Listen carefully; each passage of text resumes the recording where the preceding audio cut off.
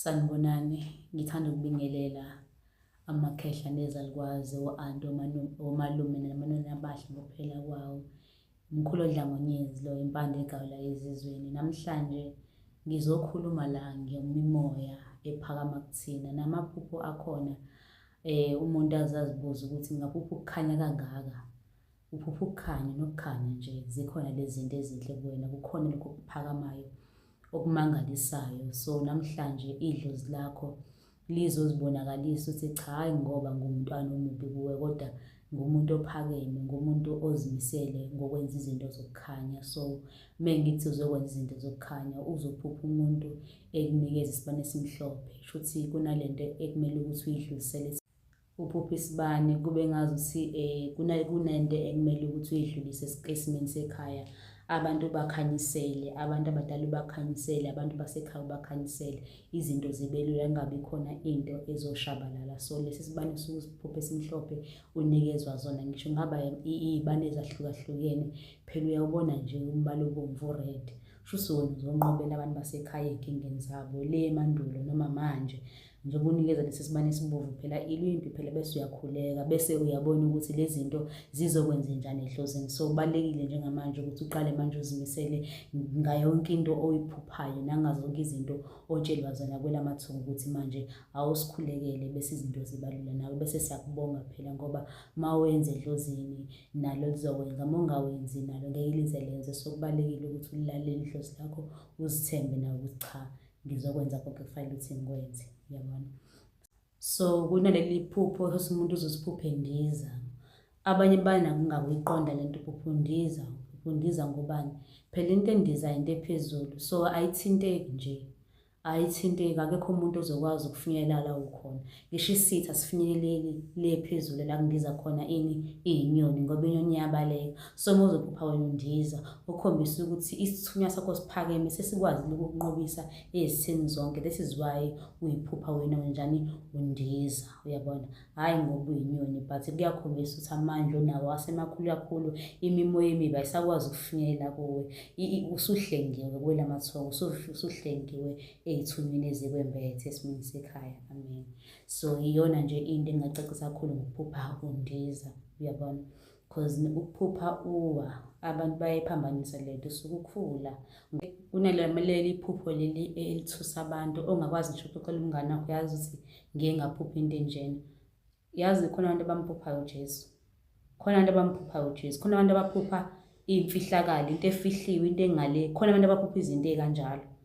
Uyabo? Okukhombisa ukuthi wena usunamandla, ususondele kakhulu, usukhule wazi kwajula, usuphupha izinto ey'ngakholakali. Umuntu ocathi hhayi kahle wena kumele uphalaze, unenkinga, mhlawumbe unenyongo. No, amaphupho okukhombisa ukuthi cha, wena usuyezwakala kakhulu, usuyalaleleka, amandla khona kuwo ukuthi usunganqoba noma ngabe yini. Uma ususondele kuJesu, usukwazi ngisho ukumphupha, uphupha ngisho uNkulunkulu uqobo lwakho, uziphupha ungaphandle komhlaba, uphupha iy'nkanyezi, uphupha inkanyezi uyibambe ngesandla. Izona zonke izinto ey'kanjalo ukuthi ziningi azikholakali, kodwa zikhona, zingamaqiniso.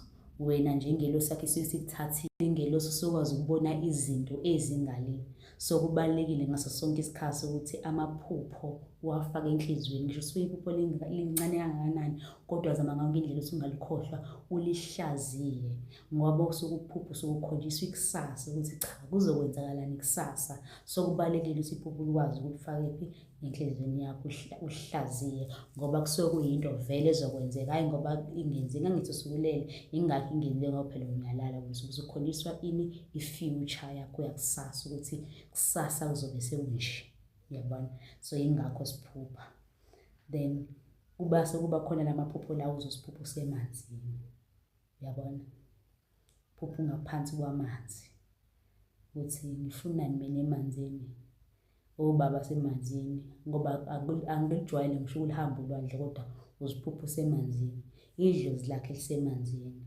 So idlozi lakhe lisemanzini, idlozi lakho eliphakama emanzini. So ngenkathi ulokhu uphupha la manzi wesiphupho semanzini, kodwa wena sekuphela u-3 months, phele ngisho unyaka ukazi elwandle, kodwa uyaliphupha phakathi emanzini. So kuyadingakala kulabantu vele abazibonakalisayo kuwena ukuthi amandla akho ala emanzini. So uma uzofika emanzini uzonyathela, shuthi kukhona lento abazokunika yona, noma kulala mandla ukuthi okumele uphile ngawo emhlabeni, bese uze emhlabeni wabo emanzini uzothola iy'nhlanhla zakho. Uyabona, kahle kahle olwandle kugcwele kakhulu amadlozi ahlanzekile angaphansi komhlaba, ukuthi noma zenzeka izinto ezokungcwele elwandle, kodwa kubalulekile ukuthi wazi ukuthi kuney'nkonyama zasemanzini ey'hlanzekile ezingathintwa noma kanjani. So njengoba usuke uphupha, hamba phela uyolanda okuhle onikezwa kona, noma uyothola amandla.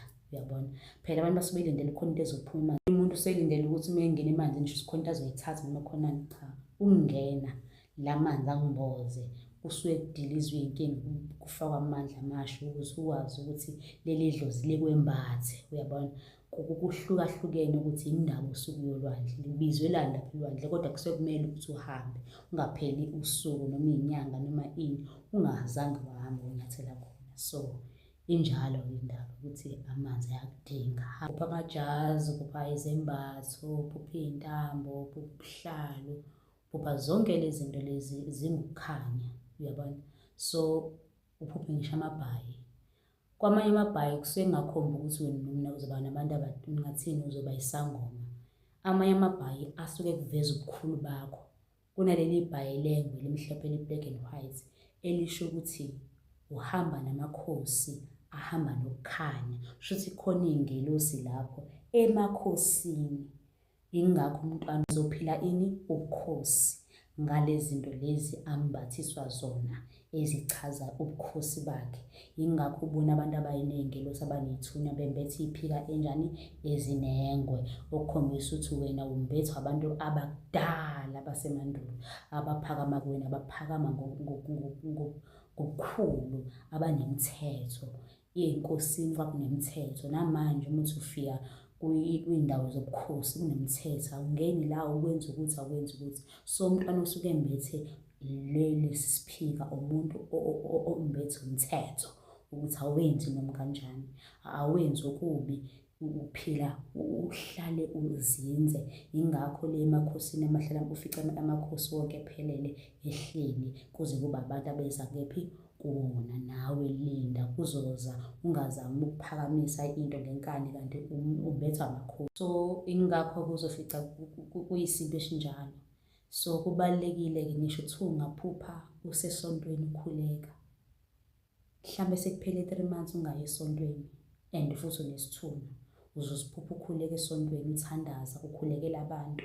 Shuthi kumele wena ujule, shuthi ingelosi yakho ihamba kakhulu nenkonzo, shuthi wena kumele ukuthi ujule endleleni yokukhanya ukuze kwembuleleke indlela yakusasa ukuthi wena uzoba umholi noma uzohlala ngaphansi kwebandla noma uzoliphakamisa leli bandla, noma kuleyo nkonzo uzofika ube yinto esontweni, ukhethwe ngamandla onawo ngaphela. Fanele ukuthi kubonakala amandla akho ukuthi unamandla amangakanani. So kubalulekile ukuthi wenze into oyiphuphile njengoba ukhonjisiwe. So kusuke kuyisibonakaliso leso, hhayi ngoba kusuke kuyinto ade uyicabanga. So leyo nto suke kuyinto, inkulumo eqondile, straight ukuthi enza lokhu. Uyabona, so ingakho uzophupha usebandleni ukhuleka. Yingakho kumele ukuthi njani uqale manje uhambe inkonzo uye esontweni ukuze nawe uzithole ukuthi njengoba uye esontweni yini leyo yokuqaqa, yini leyo yembula, yiphi leyo ngelosi ezofika izibonakalise kulelo bandla noma kuleyo nkonzo. Uyabona, so kubalulekile ukuthi ulandelela amaphupho akho okukhanya. Bayede, so yingakho naso sonke isikhathi uzophupha ini? Umuntu enza iladi emfuleni, shuthi wena uyacela emanzini ngaleli ladi ngoba uzoziphupha wenza iladi olwandle noma emfuleni. Shuthi wena kumele kube khona into oyenzela abantu abadala ukuze kube khona inhlanhla abayilethayo ney'thunywa zakho zikubusise, ngoba lokho kukuphakamisa kuwukusondeza noma nabantu abadala abangakaze baphakame bazophakanyiswa ila mandla ozobalethela bona, ngoba phela umuntu uma sedlile angithi uyazi uthola amandla, uyaqaqeka, aphile abe right. So ingakho kumele iladi silenze abantu abaningi, ngoba iladi ungayitshela ukuthi uma wenza iladi khona into oyenzayo usuke ujabulisa abantu basekhaya abangasekho. Akukho wrong ukwenza iladi, ngisho mina ngalenza iladi 3 times a month, it's okay, as long as abantu basekhaya bangasekho banjani, bazodla. Kusawubanakekela labo ngoba ube bayaphila, ngabe ngiyabathengela ukudla, ngithi ngithenga ugrocery igcwale ifriji lapha ekhaya, kodwa manje abasekho, kubalulekile ukuthi badle. Fana nokuzophupha igqoke ingubo emhlophe, ayikho vele ingubo emhlophe onayo endlini, hamba uyithungisa ngoba vele ayikho, kufuze ngabe ikhona.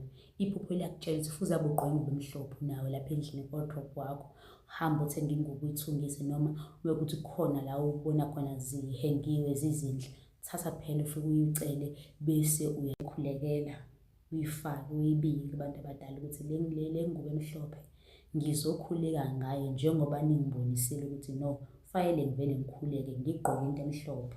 So lokho kunesizathu futhi nakhona ukuthi uma usuqalile-ke usugqokele ingubo emhlophe kuzobe sekuchaza ukuthini ngemva kwalokho. So kubalulekile njengamanje ukuthi uqale manje wenze into oyikhonjisiwe ephushweni, ulihlaziye iphupho, noma make sure kuthiwa bekuyiphupho elibi kodwa ubone ukuthi lento iyiza kabi, qina phela ngoba lento iyakhombisa kunemimoya ezayo, fanele uqine, uyabona. So njengephupho lokukhanya-ke, enza ukukhanya ukuze ukukhanya kunjani, kube khona. Uma ungakwenzi ukukhanya njengoba ukhonjisiwe, angeke uze kube khona, uzolokhu wenza ngathi udidekile, kanti enza into otshelwa yona, uyabona. Umuntu nje uneSithunywa uyaphupha ukukhanya, uphupha ngisho ithingo lwenkosazane. Uthingo lwenkosazane liyasikhombisa ukuthi simbalabala, suthi unamandla ahlukahlukene, uzokwenza izinto ezihlukahlukene ngokukhanya. Uzosebenza ngamanzi, uzobakhulekela abantu, uzobathandazela, uzobafaka emanzini, uthingo lwenkosazane lisuke likukhombisa ukuthi unamandla amaningi ahlukahlukene, ney'thunywa zakho zehlukahlukene. So ukulapha ngeke nje wena uthi uneSithunywa uphupha uthingo lwenkosazane bese usuzokwenza into eyodwa empilweni yakho, cha, uzokwenza izinto ezahlukahlukene, kuzophakama iy'thunywa ezahlukahlukene, uzoba namajaji amaningi anjengalo mbala wethingo lenkosazane. So uThosimunye uthunga ijazi enesingo lenkosazane ngisho imbala ehlukahlukene, okhombisa ukuthi unamandla amaningi lo muntu, uphakeme, ingonyama leyo, indlondlo leyo, uyabona. So umuntu onjalo-ke amaphupho akhe akhombisa okuhle nje kakhulu. Ithingo lenkosazane liyasikhombisa ukuthi simbalabala, suthi unamandla ahlukahlukene, uzokwenza izinto ezihlukahlukene ngokukhanya. Uzosebenza ngamanzi, uzobakhulekela abantu, uzobathandazela, uzobafaka emanzini, uthingo lwenkosazane lisuke likukhombisa ukuthi unamandla amaningi ahlukahlukene, ney'thunywa zakho zehlukahlukene. So ukulapha ngeke nje wena uthi uneSithunywa uphupha uthingo lwenkosazane bese usuzokwenza into eyodwa empilweni yakho, cha, uzokwenza izinto ezahlukahlukene, kuzophakama iy'thunywa ezahlukahlukene, uzoba namajaji amaningi anjengalo mbala wethingo lenkosazane. So uThosimunye uthunga ijazi enesingo lenkosazane ngisho imbala ehlukahlukene, okhombisa ukuthi unamandla amaningi lo muntu, uphakeme, ingonyama leyo, indlondlo leyo, uyabona. So umuntu onjalo-ke amaphupho akhe akhombisa okuhle nje kakhulu. So abanye baphupha ngisho inyanga, i-full moon iphelele. So njengoba manje usuke uyiphupha iphelele le nyanga, nawe phelela ngoba amandla akho asemkhathini kamoya. Iy'thunywa zakho ziyakukhombisa ukuthi thina siphakeme kangakanani. So there is a connection kuwe nenyanga namandla ayo. Into eyayikhonzwa yini? Idlozi lakho noma isithunywa sakho noma amathongo ukuthi amandla la ekhaya siwathola kephi. La mandla la ekhaya siphakama kanjani, because omunye umuntu kudala kwakukholelwa enyangeni ukuthi uma ivele kancane kunje kuchaza ukuthi siphila kanje. So leyo nto yabo into eyimlando. So nawe uma siphakama izophakama kwenu, uphupha inyanga njalo, uphupha inyanga. Nawe uma kade kuphakeme inyanga, there's a full moon, uzojani, uba buthakathaka, ukhombisa ukuthi khona into okumele uyenze. There is a ritual noma khona lento okumele uyenze, lisiko lasekhaya ey'thunyweni zakhona ukuthi Inyanga uma uzoyiphupha amanzi mekade kuphakama inyanga uyawaphakamisa ukhule phezu kwawo noma uguqe phansi ngedolo uphumele ngaphandle ukhanyise isibane esibovu noma esimhlophe noma esinjani esizoqondisa into osuke uyicela bese uyakhuleka. Akuthakathwa lapho wenza okuhle. Angithi phela wena uyingelosi enza ukukhanya ukhuleke phezu kwayo ucela amandla ngoba ngisho ilanga liyakhanyisa lenza konke nenyanga inomsebenzi wayo. Ayikho into kaNkulunkulu engenawo umsebenzi wayo. So kunama-energies ahlukahlukene ngisho kuyiyona inyanga. That is why nala emhlabeni kunani oxygen, carbon dioxide, yonke into ihlukene. So kubalulekile ukuthi si-understand ukuthi amandla lawa asenzelani, uyabona. So kubalulekile-ke namanje ukuthi sibe nokuqonda kwizinto ey'ningi ukuthi zisebenza kanjani, kuphakama kanjani. Yonke into izosivezela futhi izozibonakalisa kubona wonke umuntu. So omunye umuntu uzophupha umlungu ogqoke isembatho esimhlophe okuwumkhulu omdala okhuluma naye, futhi uma ekhuluma naye ukhuluma naye isiZulu, noma aphuphe noma ugogo kanjalo okhuluma ulimi oluhlukile, noma umuntu omnyama wakudala ogqoke ngisho izinto ey'gugile. Kodwa methi uyambheka lo muntu unamandla. Iy'thunywa lezo, iy'thunywa zithunywe kuwe ukuthi nawe hambe uthumeke emhlabeni wenze okufanele, izinto zakho nje zibe lula, kungabi khona into ezokucindezela. So labantu abasuke bephakama kuwena bawuluhlobo oluhlukile, kodwa khona ukuthi lo muntu usuke emndenini, umuntu osuka ngaphandle kodwa wayesengena kulo mndeni, kwase kuzaleka iy'ngane, kwase bakhona abantu abahlukayo. So uzobona izinto ey'shintshayo empilweni yakho. Uphupha abantu ongahlangani nabo, no, uhlangene nabo abantu vele abanamandla kuwona wonke umndeni. So lo muntu vele uyasinda, uyasindisa, uyaphakamisa amandla ekhaya. So yibona abantu esibe sibaphupha, umuntu azakubuza umphupha ngihlanganiswa yini ne-China, ngihlanganiswa yini neNdiya, ngihlanganiswa yini nomlungu. No, dala emandulo kwahlangana kakhulu nabantu abahlukahlukene kuze kuphume thina isizukulwane esikhulu, bayede. So yingakho-ke iy'thunywa ziningi empilweni zethu thina abantu bomoya. Kufanele sibe nokuqonda, silalele ini amaphupho ethu. Lo muntu uma usuke efika nani, usuke ezokhuluma ini, yiziphi izinto asuke ezodlulisa. Kumele ulalele into asuke eyikhuluma ngaleso sikhathi, uyabona. So kuningi nje okwenzakalayo kwelamathongo. Phakamisa idlozi lakho, uphakamisa ingelosi yakho, ulandelele namhlanje umsebenzi ophiwa yona. Akuyena wonke umuntu onobuhlalo oyisangoma, nethunywa zinobuhlalo, ziyakukhombisa ukuthi nje wena ungumntwana wesithunywa, uhamba nedlozi esemanzini. So yonke le nto leyo iyaziveza kubantu abadala ukuthi wena ungumntwana onjani. So kubalulekile ukuthi ngasonke isikhathi ukwazi ukuzimela, ukwazi ukuziphakamisa, kungabi khona into ezokushintsha. Ingelosi guys, ingelosi nje izohlezi ikhanya, uzohlezi ulapha, uzohlezi uphilisa. Bona ingelosi nje kufanele wenze izinto zokukhanya. Uma uphupha amajazi hamba uwathungisa, uwaphakamisa olwandle, noma uwaphakamisa esihlane, noma uwaphakamisa entabeni la ingelosi yakho ey'veza ngakho. Ngisho ungaphakama uphupha ngisho intaba iphezulu, amandla maningi, yonke into bekade kunetha, kuduma, kwenzakalani, kuqala kephi? Entabeni. So this is why sinyuka siwenzani? Siyolanda amandla ngoba yonke into iphakeme laphaya, konke ukuhlanzeka kufika kuqala lapha phezulu. So intaba inamandla, ngisho imimoya emihle iqala la, bese-ke sekududuleka yonke into-ke sekuba kuhlangana nokungcola kwasemhlabeni, kodwa yonke into iqala kephi? Entabeni. Ingakho intaba umuntu onesithunywa angahlukani naye ngoba amandla amaningi aphakama lapho kwelamathongo. Emanzini sesihamba-ke emanzini sesiyogeza-ke olwandle noma emfuleni, sesiyohlanjululwa amadlozi ney'thunywa ey'hlambulukile ngoba amanzi asusa yonke into engcolile. Ngisho emfuleni uma uthi ubheka phansi amatshe asuke emhlophe khona ukuthi la manzi ayagudluza, ayasusa. So kubalulekile nani sinabantu bemoya sigeze-ke ngaso sonke isikhathi, sisigade imizimba yethu singangcoliseki. Umuntu onesithunywa akangcoli, akakumele kube khona into ezomthinta emngcolisayo. Wangcola nje gijima nje ulanda ibhakede nempande nesiwasho, shaya into yakhona, phahle, ususe yonke into engcolile. So kuyenzeka uthathe unengelosi iziveze, uphethule, iphakame, yenze konke bese izinto ziyama. Uzibuza, hawu kade ngisebenza kahle kanje ngilapha abantu ngesithunywa, ngikhuleka, ngithandaza. Yindaba manje sekuma, ingobani? Sekuphakama idlozi-ke manje, selizofuna ini? Into yalo, wenza into eyedlozi. Bese isithunywa sibuye senzenjani? Siphakame, ngoba kushuthi kukhona abantu abawu-2, leli dlozi belifihlile. So manje baselibuya, selifuna kwenzenjani? Ukuzoqala umsebenzi. Yingakho manje uqala lapha waphilisa, waduma, kwama. Sekufanele kufike iy'ndlondlo-ke manje, amakhosi asezofuna ini?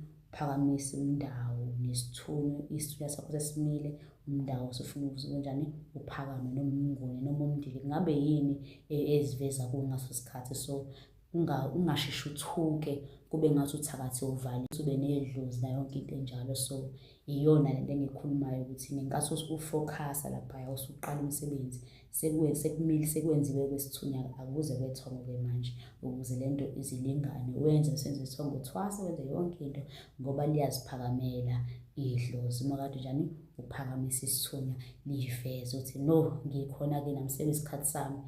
Sime kancane isithunywa, kwenziwe ngala, bese kuyahlanganiswa, sekuphethiwe zonke izinto, seyiphethiwe, usuyaqala manje kanjani? Usuyaqhubeka. Ingakho edlozini ungasheshi ukuthi hhayi izinto zami ngizoyisheshisa zenzeke. Thatha isikhathi, kuningi okumele kwenzeke. Unogogo abasazoza, bafuna izembazo, bafuna ukugeza, bafuna imisebenzi, khehla, afuna inyama, afuna imisebenzi, afuna ukugenqela, afuna iy'nhlambuluko, bafuna ukwenze konke lokho. Kufanele ukwenza ngoba phela uthunyiwe nje, uneSithunywa, uney'thunywa. Thumeka phela, uma usukhona ukuthi hhayi mina ndoda sengimenzele iy'nkukhu ezo-3 abaneli, wena uthunyiwe ukuthi uzokwenza. Imali yakho, imali yabo. Mase kuvalekile umuntu abasebefuna bazoyivula leyonto ngoba kumele vele bekwenzile ngoba wena uyingane yabo. Umbathiswa amandla ukuthi wenze into abakutshela ukuthi uyenze ngoba izokwenzeka, ngoba uzokwazi ukunqoba izitha endleleni yokulungisa izinto zasekhaya zonke. Ukhethiwe enganeni zonke ekhaya ukuthi nabantu abadala. Uma unabantu abadala bazofuna ukuphila kuwena, balungise iy'nkinga zabo ngawe, iy'nto zabo ngawe, hlanjululwe, baphakame ngokungcola. Yingakho umuntu uma enedlozi aqale njani? Agezwe, adiliswe amathunzi amnyama, bese la madlozi aqhubeke imisebenzi yawo. Ingawo 100, le misebenzi ingamningi kabi. So ungasheshi ulahle ithawula kanti umsebenzi wakho mningi vele, usakhalisa okuncane. Enza into ngokukhanya. Ingelosi nawe musa usheshe ukhononde kanti amandla asefikile, uyabona? Ayikho into abantu abadala abangayazi, bazi ikusasa lethu njengoba nathi sizazi. Bathunyiwe nabo ukuthi balungise, nawe thumeka ubalungisele ukuze nempilo yakho ibe lula. Ngoba uma ungenza, hhayi liyamisa idlozi bantakwethu, liyamisa, hhayi kancane, liyamisa. Ayikho into engingasho ukuthi mhlampe yenziwa ngenye indlela, but liyamisa idlozi. Ngiyacela nje njengamanje ukuthi wonke umuntu onesithunywa alungise isithunywa sakhe, alandelele amaphupho akhe, izinto zizobonakala, akukho kuzoshabalala. Gezani, thathazani, hambani emanzini, khohlwane izitha. Idlozi lakho noma isithunywa sakho sizokwazi ukunqoba izitha zenu. Gxilani laphayana, focusani kulento enimbathiswe kuyona, bese niyayithanda, kuzoba lula, yonke into izoba lula, ayikho into ezoza kanzima. So ingelosi yakho mayibi yakho. So ngiyacela-ke lapha emakhaya ukuthi maniphakamise ingelosi zenu zikhanye, kungabi khona into ezonijikisa. So ngiyacela ukuthi nisubscribe lapho, nikwazi ukubona wonke amavidiyo engisengadlulisela kubantu nezinto engiyikhulumayo ezizosiza abantu ngaso sikhathi. Noma umuntu emezwe cha, khona into eyodwa kumele ngiyazi, khona engiyikhulumayo uzokwazi. So ngiyacela-ke namhlanje ukuthi awuqale manje ulungise into zakho, ziqaqeke, sijabuleni sonke, inhliziyo ingabi buhlungu. Yeka ukukhala manje, ungakhali, ungagive up. Thande isithunywa sakho, thande ingelosi, khuleka, izinikele kuNkulunkulu. Bangakhuluma ngisho ubone ukuthi yazi angisenamandla, anginalutho, lala ngingadlile noma kunje, kodwa ikusasa awulazi gogo. Mkhulu lapha ekhaya izinto zizokwenzeka. Qala manje uyingenise ekukhanyeni, uyabona? Ubona into zezimnyama kangaka shuthi ukukhanya kuncane, kumele kube kukhulu ukukhanya ngoba ubona izinto zakho zimnyameni. Izinto zakho zenze shuthi kukhona lokukhanya okungekho, akube khona ukukhanya. landelela ingelosi, ngoba shuthi uneSithunywa ngoba izinto zakho zibheda kangaka, shuthi ingelosi ayikhanyile, akuphakamile kakhulu ukukhanya kuwena. So ngiyacela-ke namhlanje ukuthi abantu abadala sibakhulekele. La bantu bayakudinga ukukhulekelwa kakhulu ngoba badala bahamba, so ukukhanya bayakudinga kuthina. Sicele namhlanje izinto ziqaqeke kula mathongo. Bayebo.